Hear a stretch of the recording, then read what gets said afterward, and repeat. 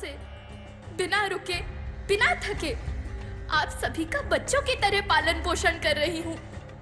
मैं तब भी थी जब आप लोग नहीं थे, और मैं तब भी रहूंगी जब आप लोग नहीं रहेंगे।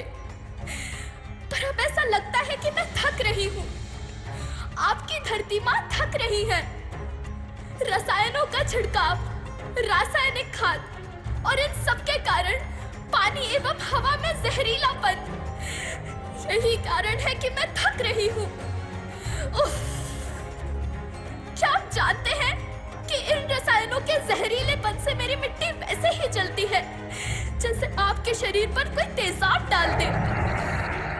लगता है मेरे बच्चों को मेरे दुख का अंदाजा नहीं है। मेरी मिट्टी बंजर हो रही है।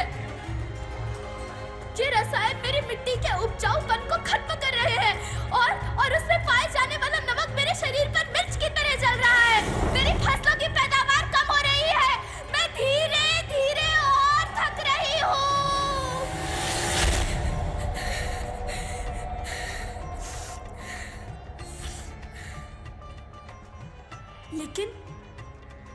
लेकिन अब मुझे याद आता है कि पहले मैं बहुत सुंदर थी, बहुत प्रसन्न थी, हमेशा हंसती थी। मुझे अब भी याद है।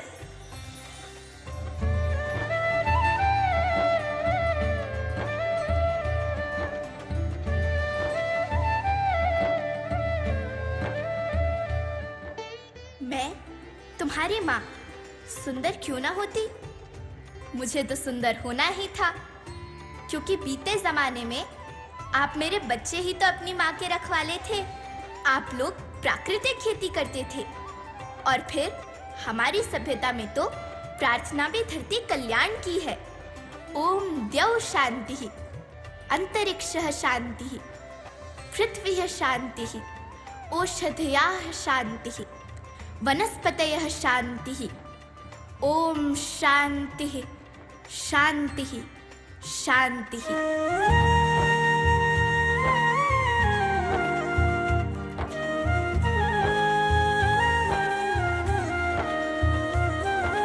नदियाँ, जंगल, झरने, पर्वत रखना इन्हें संवार के। इनको रौंदा तुम न बचोगे, धरती कहे पुकार के।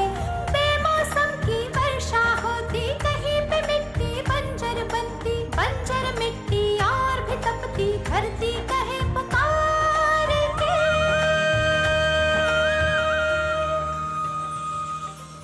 हजारों साल से मनुष्य धरती की गोद में रहता आया है, लेकिन आज मैं आपसे पूछती हूँ कि आपने इसके बदले धरती माँ को क्या दिया? ये जहरीले रसायन, अप्राकृतिक खाद जो मिट्टी को बंजर कर रहे हैं, उर्वरकता को बर्बाद कर रहे हैं। आप अच्छी पैदावार के लालच में जो रासायनिक खाद अपने खेतों में डाल रहे हैं, वो अभी तो लाभ देगी, लेकिन लंबे समय में उसी रासायनिक खाद का नुकसान भी है।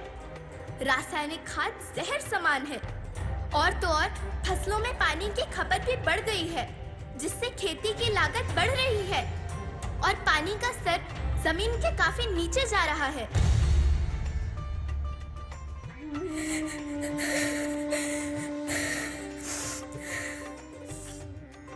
बच्चों, मैं तुम्हारी माँ हूँ। मैंने तुम्हें सुख से जीने के लिए पर्याप्त संसाधन दिए हैं, पर तुम्हारे लालच की पूर्ति के लिए नहीं दिए।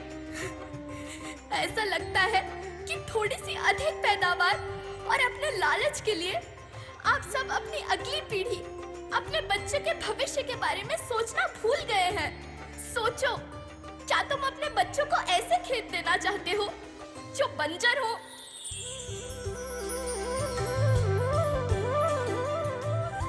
अरे तुम तो विंध्य की बेटी हो, मध्य प्रदेश की बेटी हो, भारत की बेटी हो। आओ, तुम ही मेरे बच्चों को कुछ बताओ।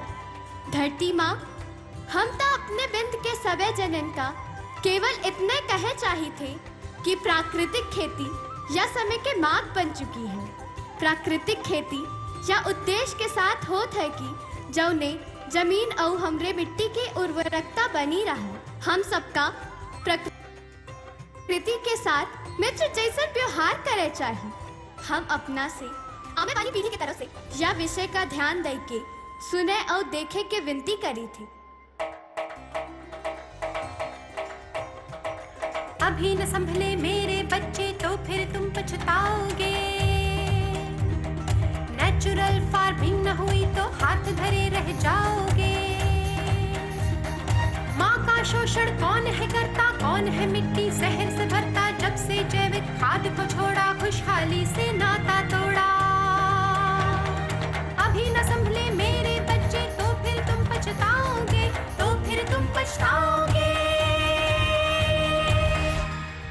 लेकिन धरती माँ, आपको सुरक्षित और प्रसन्न रखने का उपाय क्या है? एक ही उपाय है, धरती एक, परिवार एक, भविष्य एक। इस मूल मंत्र को आत्मसात कर लो। प्राकृतिक संसाधन को बचाओ, प्राकृतिक खेती को अपनाओ और परंपरागत देसी पद्धति से जैसे गो आधारित उत्पाद, जीवामृत, बीजामृत, पंचगव्य, गोमूत्र, छाछ का उपयोग करो ताकि मिट्टी की उत्पादकता बनी रहे। याद रखना, मैं माटी हूँ। माँ होना मेरे नाम में बसा है। पोषण करने के लिए ही मैंने जन्म लिया है। करोड़ों सालों तक धरती पर सांसों की डोर आगे बढ़ाई। पेट भरा जब सबका, तभी मैंने संतुष्टि पाई। वो माँ हूँ मैं सबकी, जिसने जन्म न देकर भी जीवन संभव बनाया। अन्नदाता मेरे पुत्र किसान, तुमने ही तो इसमें मेरा साथ निभाया। दिन रात सींच पसीने से मुझको हर मुंह तक रोटी पहुंचाई। जब तुमने माथे मुझे लगाया, मैं हरियाली बनकर मुस्काई। मिट्टी बंजर होने से या धरती के नुकसान से किसी एक देश, एक द्वीप, एक समाज या एक धर्म का नुकसान नहीं है, बल्कि सभी का है, क्योंकि सभी आपस में बंधे हैं।